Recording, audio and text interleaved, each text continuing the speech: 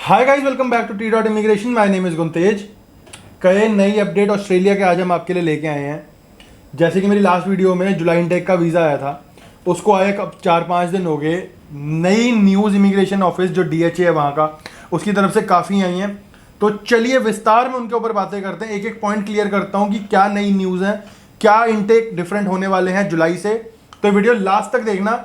But ये सब चीज़ों से पहले यार सब्सक्राइब बटन दबा दो, क्योंकि मैं बहुत दिनों से देख रहा हूँ सिर्फ 10 to 15% हमारी ऑडियंस ही सब्सक्राइब बटन दबा रही है, बाकी वीडियोस देख के जा रहे हो।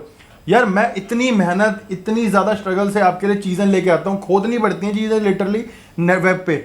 उसके बावजूद भी अगर हमें इतनी ज़्यादा कम ऑडियंस से इंटरेक्शन मिले तो हमें खुद बुरा लगता है।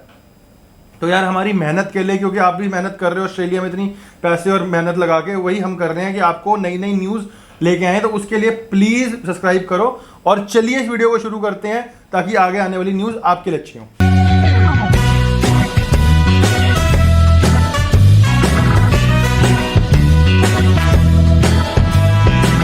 तो जैसे कि मैंने लास्ट वीडियो में आपको बोला था, जो वहाँ के इमिग्रेशन मिनिस्टर मिस्टर एलेक्स, उन्होंने स्क्रूटनी चला दी है अपने डिपार्टमेंट के ऊपर कि इतना बड़ा जो बैकलॉग सिर्फ जनवरी से लेकर जुलाई 7 महीनों में इन्होंने 1 लाख प्लस फाइलों को इकट्ठा कर दिया है, वो क्यों हुआ है। प्री कोविड एरा में कभी बैकलॉग नहीं इनका आया। सेम प्रोफाइल्स इनकी पहले से आती थी और 15-20 दिन में हम वीज़ा ले लेते थे प्री कोविड।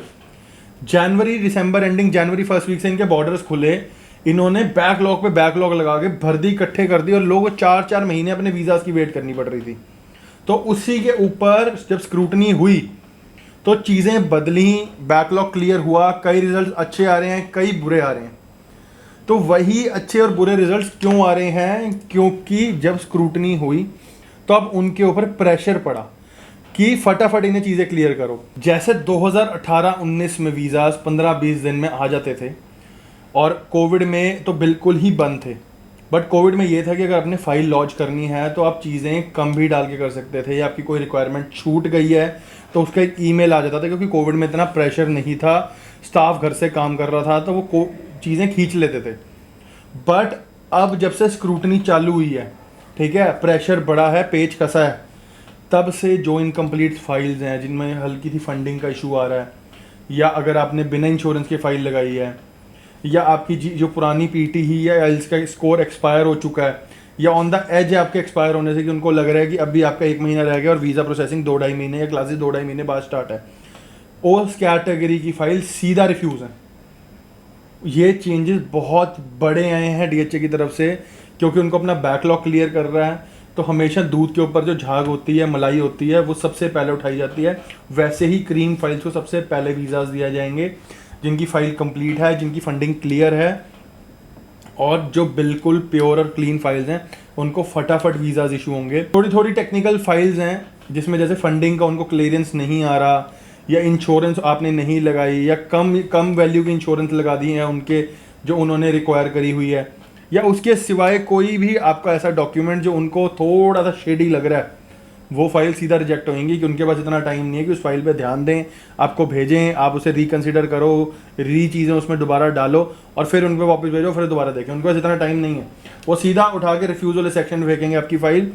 तो जब से मैं आपको ये बता दूं, जुलाई इनटेक तो चलो जिन्होंने फाइल लगाई हैं, भगवान करे उन सबके वीज़ास आएँ, हम यहाँ बैठ के सिर्फ अरदास कर सकते हैं। अब मुझे नहीं पता मेरे कैमरे के पीछे जो फैमिली देख रही है, उनके आगे जो दोस्त हैं, उन्होंने किस कैटेगरी की फ़ाइल लगाई है, उनके एजेंट ने क्या क्या लगाया, जो भी लगाया भगवान करे वीज़ा आए। बट सितंबर और नवंबर में बहुत क्रूशियल टाइम है। एक एक पॉइंट को देख के फाइल लगानी होगी। जहाँ एक भी पॉइंट मिस हुआ, कोर्स रिलीवेंसी से लेके फंडिंग से लेके आपकी इंश्योरेंस से लेके कोई भी एक डॉक्यूमेंट, भले GT ही हो या CO या कुछ भी, जहां उनको 1% का भी शेडी डॉक्यूमेंट लगा, या उन्हें लगा कि ये डॉक्यूमेंट इररिलेवेंट है या इसमें कोई चेंजेस हैं, सीधा वीज़ा रिफ्यूज़ होंगे, दोबारा रिकन्सिडरेशन के लिए नहीं आएंगे। तो इसी वजह से रिफ्यूज़ल थोड़ा बढ़ेगा। और अभी मैं आपको दोबारा बता रहा हूँ कि जुलाई इनटेक में भी ये चीज़ें लग चुकी हैं। रिफ्यूज़ल रेट में अपने कमेंट से भी पढ़ रहा हूँ, हमें भी काफ़ी कॉल्स आती हैं। रिफ्यूज़ल फर्स्ट ऑफ ऑल तो पैकेजेस वालों के सबके उड़ने हैं रिफ्यूज़ल, मैं बुरा लगता है पर कहते हुए, बट मेरे पास बहुत फ़ोन्स आते हैं कि पैकेज का रिफ्यूज़ल है। उसका मैंने आपको 3 महीने पहले ही ये चीज़ क्लियर कर दी थी। वेट कोर्सेज और जो एडवांस पेमेंट वाले कोर्सेज होते हैं आफ्टर वीज़ा वाले, उनमें वीज़ास का सक्सेस बहुत कम है। लेवल 1 कॉलेजेस एंड यूनिवर्सिटी, वो भी रेलिवेंट कोर्स। और अगर +2 वाला बच्चा है तो सिर्फ डिग्री में ही इस टाइम सबसे ज़्यादा चांसेस हैं आपके वीज़ाज़ के। 2 साल वाला जो डिप्लोमा है, ये आपका एडिलेट से भी आगे जो रीजनल एरियाज पढ़ते हैं, वहाँ जो वेट कोर्सेज होते हैं प्राइवेट कॉलेजेस में, उनमें अब वीज़ाज़ नहीं आएंगे। अब भी दोबारा मेरे से बड़े रिटर्न में ले लो, नहीं आएंगे। कोई 100 में से एक आधा वीज़ा आ जाता है तो उसकी इतनी ज़्यादा प्रमोशन हो जाती है, ढिंढोरे ढोल सब पीट दिए जाते हैं कि जी हमारा तो पैकेज पे वीज़ा आ गया। उस एक बंदे के पीछे जो 99 रिफ्यूज़ल लगी हैं वो भी तो दिखाया करें, तब पता लगता है कि क्या असली सच्चाई है। तो मेरे भाइयों और बहनों, जो भी अपनी फाइल आगे वाले इनटेक्स में लगाना चाहता है, फर्स्ट ऑफ ऑल एक एक डॉक्यूमेंट क्लियर रखे, अपने एजेंट से पूछे कि उसके पास सारी नॉलेज है जो आगे आने वाले इनटेक्स हैं उसमें जो जो चेंजेस हुए हैं, DHA ने जो नई नई चीज़ें उसमें कंसिडर करी हैं, उसके हिसाब से उसने डॉक्यूमेंट्स अपने इवैल्यूएट करे हैं, उस हिसाब से मोल्ड करे हैं, तो वो अपनी फाइल आप आगे अपने इवैल्यूएट करा के तब एम्बेसी में डालना, नहीं तो रिफ्यूज़ल का शिकार हो जाओगे। इवन तो आपकी आइल्स और फंडिंग अच्छी होगी उसके बावजूद भी, क्योंकि क्लियर बताऊं तो उनके पास अब इतना टाइम नहीं है कि वो आपकी फाइल को देखें। उनको चेक पॉइंट्स दिए गए हैं, वो टिक करते हैं। जैसे ही उनकी सारे चेक पॉइंट्स क्लियर हो रहे हैं कि हाँ 10 चेक पॉइंट्स हैं, सब क्लियर है, इस फाइल का अप्रूव करके आगे निकालते हैं। एक भी चेक पॉइंट उनका कैंसिल होता है कि कहीं पे भी उनको एक चेक पॉइंट लगता है कि नहीं ये इस फाइल में कमी है, सीधा रिफ्यूज़। दोबारा ये वाली चीज़ लगी है, नो रिकन्सिडरेशन, सिर्फ रिफ्यूज़ या अप्रूव। तो बहुत ध्यान से फाइलें डालनी है आगे। अगर आप चाहते हैं कि फाइल दोबारा आपकी लगे या आप नए सिरे से फाइल लगाना चाहते हैं, नंबर आपके सामने है हमेशा, ज़रूर इस पर कॉल करें। हमारे ऑफिस हैं, हमेशा से मैं कहता हूँ ऑफिस विजिट करेंगे, आपको कई नई चीज़ें पता लगेंगी, क्वालिटी डिफरेंस पता लगेगा, नॉलेज डिफरेंस पता लगेगा। आप जितने भी घूम के आए हैं कहीं भी, आपको ऑटोमेटिकली चीज़ों का पता लगेगा हमारे काउंसलर से और दूसरों की जगहों से। मैं छाई बढ़ाई नहीं कर रहा, बट हमारा फर्स्ट ऑफ ऑल ये रूल है, हमारा डेली का 1 घंटा सारे ऑफिस का सिर्फ और सिर्फ नॉलेज गेनिंग में जाता है, चीज़ें ढूंढने में जाता है कि कोई नया अपडेट आया है, कोई नया रूल लागू हुआ है। जैसे आपको पता है आज एम्बेसी फीस भी बढ़ गई है, शायद बहुत कम लोगों को ये पता होगा, $20 एम्बेसी फीस में बढ़ गए, पहले 630 थे, अब 650 हो गई है। ये तब लोगों को पता लगेगा जब वो वीज़ा डालेंगे, बट ये चीज़ हमें अब दोबारा क्यों पता लगी, हमने इस चीज़ के ऊपर रिसर्च करी। तो ऐसी ही छोटे छोटे पॉइंट्स हमने पकड़ने होते हैं जो आगे जाके बहुत बड़ा इशू क्रिएट कर सकते हैं, क्योंकि जब वो पॉइंट निकलता है तो लोग उस पर ध्यान नहीं देते और उसको खींचते चले जाते हैं पूरी फाइल के अकॉर्डिंग। जब वीज़ा डालना लगता है तब तक वो पॉइंट इतना बड़ा बन चुका होता है कि पूरी की पूरी फाइल खराब हो जाती है। तो हमेशा नर्वस पकड़नी चाहिए, ना कि बाद में इलाज करना चाहिए।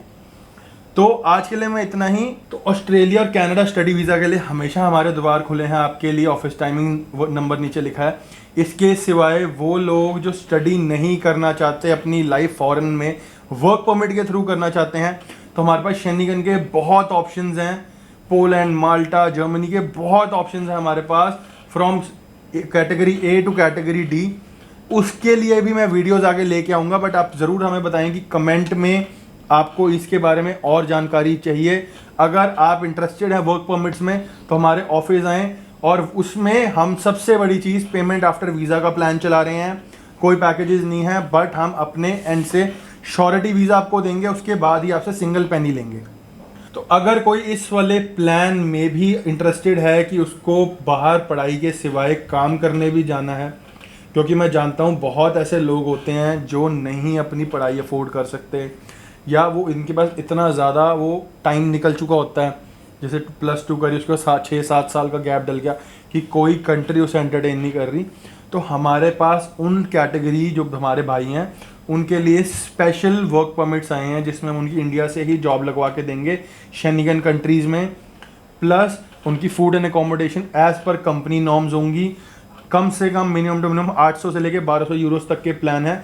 और अगर आपको जानकारी चाहिए हमें कमेंट में लिखो, ताकि मैं इसके ऊपर एक स्पेशल वीडियो बना के लाऊं आपके लिए, ताकि और जो चीज़ें हैं आपको क्लियर हों।